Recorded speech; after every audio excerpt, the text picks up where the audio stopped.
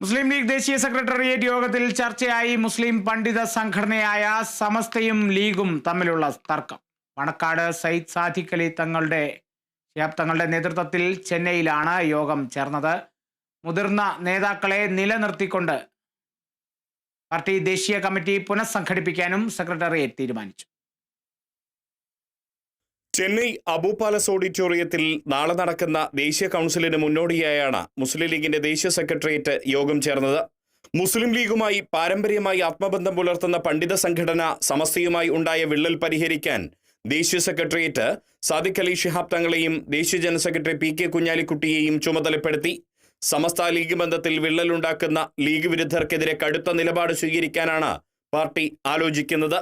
കൂടാതെ ദേശീയ ഉന്നതാധികാര സമിതി ചെയർമാൻ പാണക്കാട് സയ്യിദ് സാദിഖ് അലി ശിഹാബ് തങ്ങൾ, ദേശീയ അധ്യക്ഷൻ KM Khader Moideen, general secretary PK Kunhalikutty, organising secretary ET Muhammad Basheer, treasurer PV Abdul Wahab എന്നിവരെ നിലനിർത്തിയും സഹഭാരവാഹികളെ മാറ്റിയും ദേശീയ കമ്മിറ്റി പുനഃസംഘടിപ്പിക്കാനും ധാരണയായി. നാളെയായിരിക്കും പുതിയ ദേശീയ കമ്മിറ്റി പ്രഖ്യാപിക്കുക. മെമ്പർഷിപ്പ് ക്യാമ്പയിനിലൂടെ നിലവിൽ വന്ന മറ്റ് സംസ്ഥാന കമ്മിറ്റികൾക്ക് ദേശീയ സെക്രട്ടേറിയറ്റ് അംഗീകാരം നൽകി. രാജ്യത്തെ ഭീകരവാദ പ്രവർത്തനങ്ങൾക്കെതിരെ ശക്തമായ നിലപാട് സ്വീകരിക്കാനും ഫാസിസ്റ്റ് ഭരണകൂടം നടത്തുന്ന ന്യൂനപക്ഷ ദളിത് അവഗണനയ്ക്കെതിരെ ദേശീയതലത്തിൽ പ്രചരണ പരിപാടികൾ സംഘടിപ്പിക്കാനും യോഗം തീരുമാനിച്ചു. ഇത് സംബന്ധിച്ച പ്രമേയങ്ങൾ ദേശീയ കൗൺസിൽ യോഗത്തിൽ പാസാക്കും. ദേശീയ ജനറൽ സെക്രട്ടറി PK കുഞ്ഞാലിക്കുട്ടി സംഘടനാ റിപ്പോർട്ട് അവതരിപ്പിച്ചു. ദേശീയ പ്രസിഡന്റ് KM ഖാദർ മൊയ്തീൻ അധ്യക്ഷത വഹിച്ചു.